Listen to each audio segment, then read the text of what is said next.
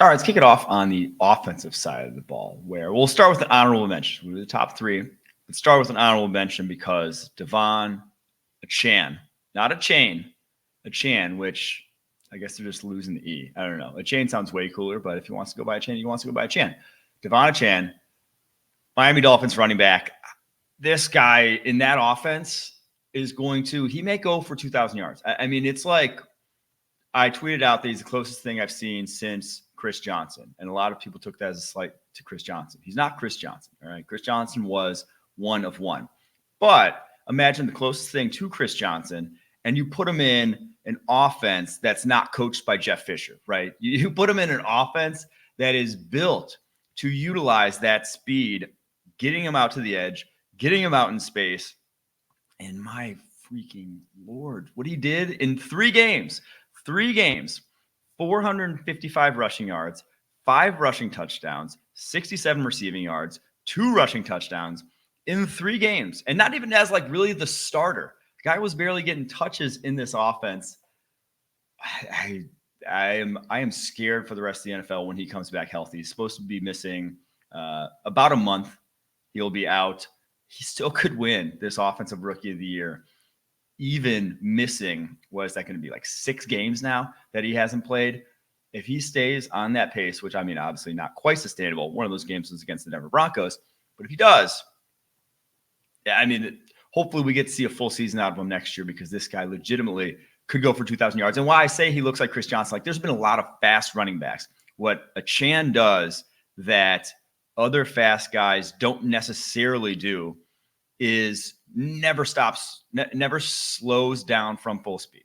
He will not stop his feet once he gets out into space. He is going to run into contact at full speed. And a lot of guys are scared to do that. They're going to, when there's a little hairiness, when there's a guy that they have to make miss or something, they're going to kind of slow down and then have to restart to get back up to full speed. No, Achane is going to keep his foot on the gas. He is going to make a cut as close to full speed as he can possibly make that cut, and make you have to adjust to his speed. That was what made CJ2K so special. And that is why, again, like I said, I'm scared for opposing defenses against Devon Achane. Had to give him an honorable mention, but the top 3, we are all well deserving of these spots at the moment, I will just say. At number 3, maybe a little controversial, but Puka Nacua, the NFL leader in receptions right now. I have him at number 3, the Los Angeles Rams wide receiver, because a lot of his production's, I don't want to say fake, but he's like almost the anti-guy who's ahead of him on this list that I'm not going to spoil just yet. But Puka Nacua is getting just a lot of schemed up stuff right now, but is also for real. I don't want to like denigrate him by saying that, but 598 yards is 4th in the NFL, 598 receiving yards, 50 receiving receptions is 1st in the NFL, 2 touchdowns. Does have some drops, 5 drops, but a lot of that was kind of like the underneath targets that would have gone to, Cooper Kupp in this offense. And obviously when Cooper Kupp's come back, his production has dropped, but it's a lot of like hitches, underneath drags that have really gone nowhere. So 50 catches, but only 31 of them have gone for first downs, which, not a great rate. To me, he's very similar to an Adam Thielen, and probably Adam Thielen before kind of the gas tank went to E for Adam Thielen, even though he's putting up numbers because he's the only one who can catch a pass there in Carolina, apparently. But like, that's the kind of receiver you're getting. He is so good at creating that subtle separation with his body. And that's the thing that's difficult to assess kind of at the collegiate level, because kind of everyone can bounce college corners, right? Like everyone can throw away these 175 pounders, or at least if you're an NFL wide receiver, you should be able to bounce these college corners and create that separation. Not everyone can do it once you're facing the 200 plus pound corners that are all across the NFL. Puka Nacua has. He's been so good. He's so crisp with his route running. He is just your perfect kind of complementary wide receiver. Ideally, if you're setting expectations for him going forwards, like he's not going to be Jamar Chase, who was, offensive rookie. He's not Justin Jefferson, Garrett Wilson, Chris Olave. Like he's not this number one, feed him in your offense at all costs type of wide receiver. What he is the guy who's going to catch tough passes over the middle of the field. He's going to understand where to be on any given play, and he's not going to hang his quarterback out to dry the way I mean, to be honest, a lot of rookie receivers across the NFL. We saw it on Monday night, unfortunately, with a guy like Quentin Johnston. Like, he's not going to do that. Puka Nacua is very sound, and that's a guy you love to have. And that's why you can build rapport so quickly with a guy like Matthew Stafford in this offense. So, hand up, I underrated this dude in the draft by a lot. He is already, I mean, he's having an all-time start to his career, obviously breaking the receptions record through now 6 games for a rookie. And yeah, he may slow down a little bit with Cooper Kupp, again, because Cooper Kupp is Cooper Kupp. Obviously, Matt Stafford's going to go to him a lot, but I don't think it's going to slow down to the point where, we see 26 yards from this last game. That's not going to become the norm. He's still going to still going to have multiple 100-yard games as the season goes on, and still probably going to end up with 1,300 yards on the season. So Puka Nacua, number 3, but that's only because number 2 on this list, Bijan Robinson, he's the best rookie running back that I've seen come in the league since Adrian Peterson. And now that was way back 2007. There's been some, maybe that's too high of a bar to set for him, as there's been, a lot of talent come in the league since then. But he's just, every time he touches the ball, you think something electric's going to happen. Can create something out of nothing, and has done it routinely. 401 rushing yards, 10th in the NFL so far, 5 yards per carry, behind what's been an offensive line that's been underperforming, in my opinion, from expectations there down in Atlanta. 21 broken tackles and 80 carries, according to PFF. That's ranks 8th in the NFL. Also 26 catches for 189 yards and 2 receiving touchdowns. A number of those in spectacular fashion, as already has a few one-handed catches in his repertoire. The guy is an all-around special talent. It's, not often do we hype these guys up at the collegiate level for them to just deliver day one. But there's been a number of guys in this class that it was like, I was calling Bijan Robinson the best running back prospect I've scouted. Dude looks like it right out the gate. We're going to talk about Defensive Rookie of the Year. We're going to talk about Jalen Carter, the Philadelphia Eagles defensive tackle. Called him the best defensive tackle prospect that I had scouted. Dude looks like it out the gate. So some guys have lived up to expectations in this draft class. Bijan Robinson, certainly one of them. Just, if you're in Atlanta, though, and your kind of backs are against the wall here now at 3-3, I believe, you need to give this guy some more touches, man. I get that it's a long season. You need to keep him fresh, or want to keep him fresh, but your offense looks putrid outside of him. Truly. Like, there's not a lot of things to write home about for this Atlanta Falcons team outside of Bijan Robinson at the moment. So I would imagine we'll see his workload increase as this season wears on. At number 1, Offensive Rookie of the Year rankings, though, we have to go with CJ Stroud. I get that for their positions, right? Bijan probably more impressive at the moment. Puka probably more impressive at the moment. But you have to factor in somewhat difficulty, but then somewhat also value of, like, a quarterback coming in and doing this is special. What CJ Stroud has done, for my money, the best rookie season since, Herbert Burrow came in the NFL. I don't even think that's like a hot take. That's pretty obvious that it's that. And I think he could surpass those guys by season's end with how quickly he has started. Right now, he ranks 8th in EPA per play, 14th in ESPN's QBR, 16th in PFF's overall grade. I think the truth of where he stands in the echelon of quarterbacks in the NFL right now, it's probably in that 14 to 16 range, which is that is not a knock whatsoever. To come in to be an average quarterback in today's NFL from day one as a rookie means you're only going up. Outside of Baker Mayfield and Robert Griffin III, pretty much every quarterback in NFL history has gotten better over the course of their career. Those are the two exceptions, right?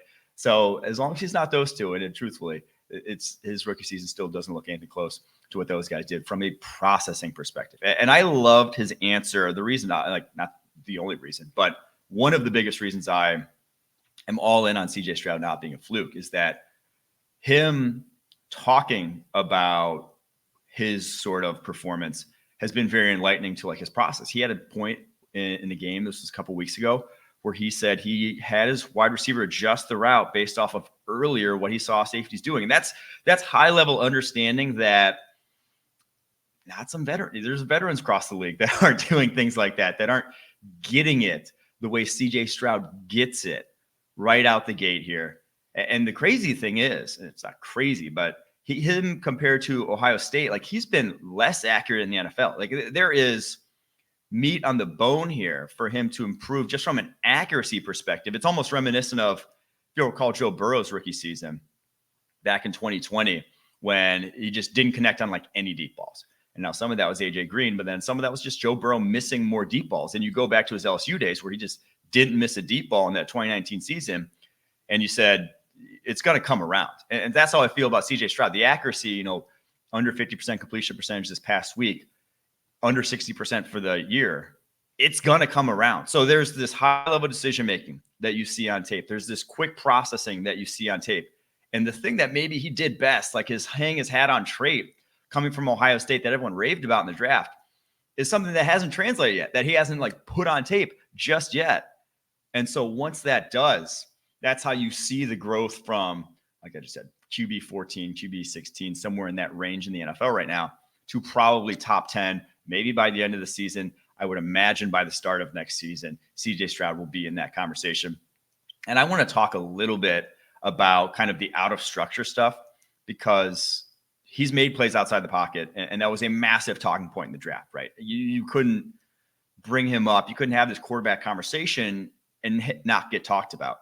And I always hated it because to me, it was a product of the draft class. It's a product of the fact that Bryce Young and Anthony Richardson were special in that regard. Those guys had that trait just more so than CJ Stroud did.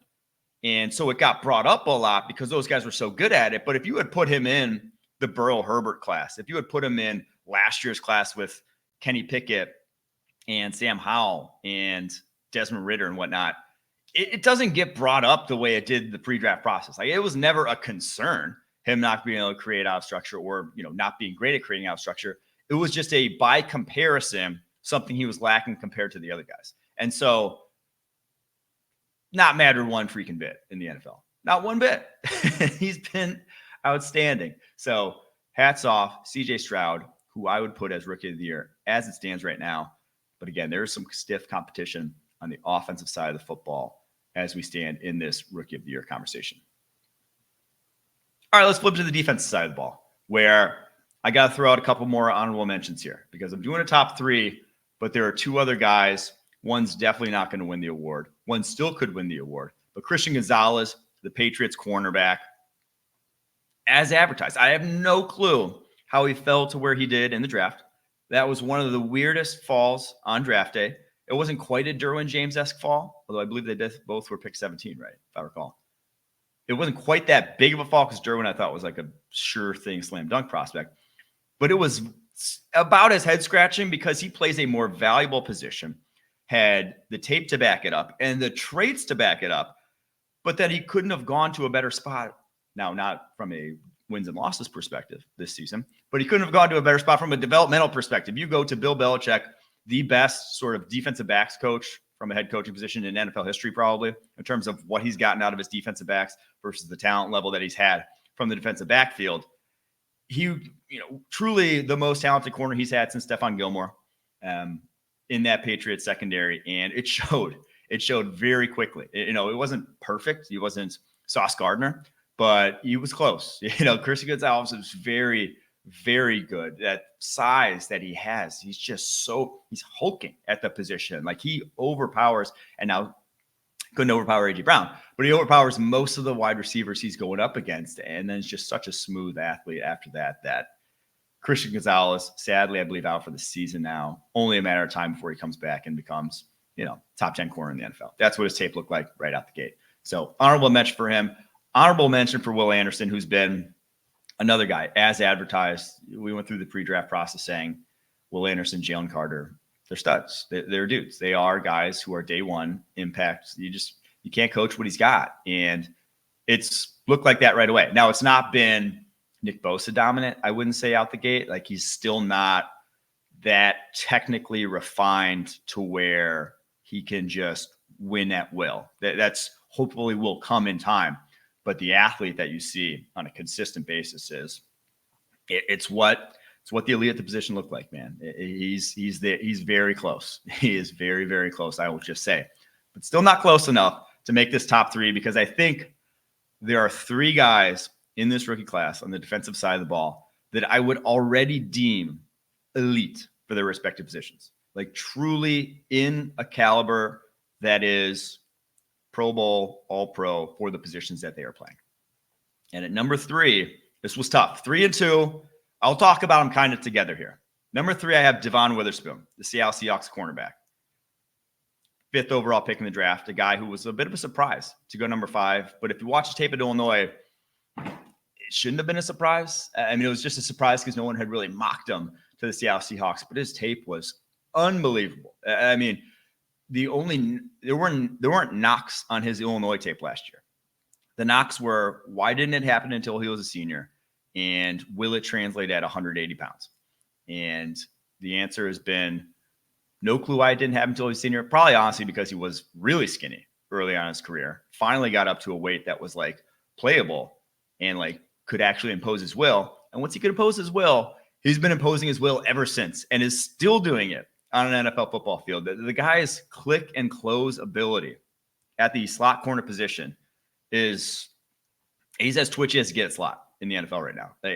And they use it as a blitzer. He gets home in a hurry when he comes downhill as a blitzer. He's been a blur in that regard. Already had a sack or 2 and a couple pass breakups when blitzing.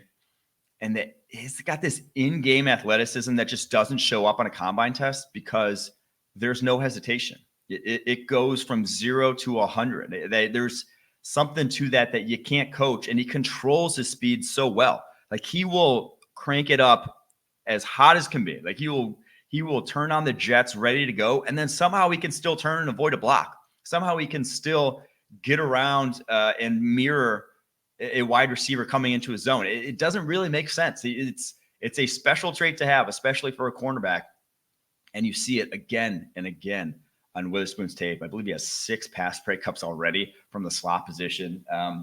I worry a little bit that he is still small playing the slot, having to, be physical. Like he's having to get involved in a lot of plays, whether it's the run game, whether it's the screen game, where he has to take on blocks, whether he has to tackle guys who are 40 pounds bigger than him at the running back position, that I hope he doesn't get banged up, knock on wood here. And I think like long-term, you'd rather he be an outside corner. You'd rather that be where he's at, because when he has been asked to do that, he's been very good at that as well. But I do, that's really my only worry about his game right now, because everything else looks just, like I said, elite. He's an elite slot corner. We're talking, they're probably the 3 best slot corners in the NFL were drafted this year and last year. I think it's him. It's the guy who's number 2 on this list, and it's Trent McDuffie, the Kansas City Chiefs corner from last year. Those guys are massive, massive impact players, and they've all kind of turned around their respective defenses. It's a valuable position when you have guys like that can play at a high level, that can play man coverage and really shut down those easy throws that move the chains, that make quarterbacks turn their eyes to different areas of the football field and not take those easy slants and whatnot and have to look deeper. That leads to more sacks. That's just a all-around great thing to have in your defense. And the number 2 guy on this list has been doing it for the Detroit Lions. It's Brian Branch. I think the only difference why I put him 2 and Witherspoon 3, Branch probably has fewer negative plays on his tape than Witherspoon does. Witherspoon's still just, he gets antsy. He's a playmaker. The guy wants to get his hands on footballs, whereas Branch is just much more assignment sound, not going to miss any plays, not going to miss any tackles. I believe he's only missed 2 tackles all year long. Both Branch and Witherspoon have a pick 6 this year. And Branch is just, he's the guy that everyone said he was going to be coming out of Alabama, right? Everyone watches tape and says, okay, maybe he's not a high-end athlete. Maybe he's not, perfect size for the safety position. He doesn't make mistakes. He doesn't miss tackles. And he will play press coverage and get physical with wide receivers and can mirror the underneath route tree. And, oh, by the way, that's exactly what he's done. He had one of my favorite plays that I saw from rookie on tape this year as well. When I talk about the assignment soundness of him, there was a play against the Atlanta Falcons. play action pass, and they're sending Kyle Pitts running a corner kind of behind him. And as soon as he recognizes that it's a fake, as soon as he recognizes, he does not hesitate, turns around, runs, doesn't look at the quarterback, doesn't look back for the football, and gets his butt into Kyle Pitts' hip pocket. Desmond Ridder had thrown it. By the time he turned around, the ball was there, turns around, PBU. If he's looking back at the quarterback, he doesn't find Kyle Pitts. He doesn't find where that ball is going to be. And that's something that not a lot of rookies will do, right? A lot of rookies off that play action fake, they'll get their eyes stuck and try to find where the quarterback's looking and then get underneath where the quarterback's looking. And that's not how you play assignment sound football.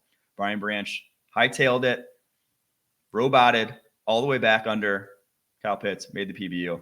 Fortunately, he's missed past couple games with an ankle injury that he suffered against the Packers. Should be back here soon. And if he does, him, Witherspoon, and the guy who's number one on this list, it's going to be a dogfight to the end of the season. And Will Anderson about who's going to be winning Defensive Rookie of the Year. Truly, like, these guys are all fairly close in my eyes. But right now, Eagles defensive tackle, Jalen Carter he's the best defense. And I talked about how on offense side of the ball, you give some deference to the guys who play the harder positions. Quarterback's difficult to translate to. DT is damn hard to translate to. That is a grown man position that you just need the strength profile of an adult male. Like the guys coming into the NFL, you need to be strong to play that position, to hold up to double teams, to be able to impose your will against other grown men. For a true junior coming out in Jalen Carter to come into the NFL and impose his will the way he has is not something we've seen since Aaron Donald. Truthfully, in the way he plays the game, it's not like Aaron Donald. I was trying to think of comps for him and who it kind of reminds me of early on in his career. Probably the best one is Ndamukong Suh, but even him compared to Suh, I think he's a little twitchier than Suh was. Suh was more of a power, had some of that twitch to his game, like could make a guard miss, make a center miss in a phone booth.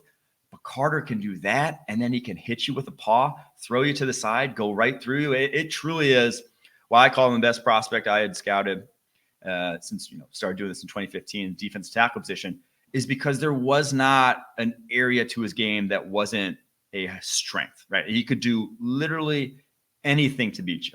And comparing him to Quinnen Williams, who are probably the two best DTs that I've scouted, Williams was much more of a twitch, get off, make you miss type of defensive tackle. And that's why it probably took him a little bit longer to translate in the NFL, because offensive guards, centers in the NFL, they're athletic. They know how to deal with speed. They see speed all the time. Now, they don't see Quinnen Williams speed necessarily, but you need a plan B. You need to threaten with something else. And Carter threatens with everything, man. Currently, the highest graded defensive tackle by Pro Football Focus, my former employer.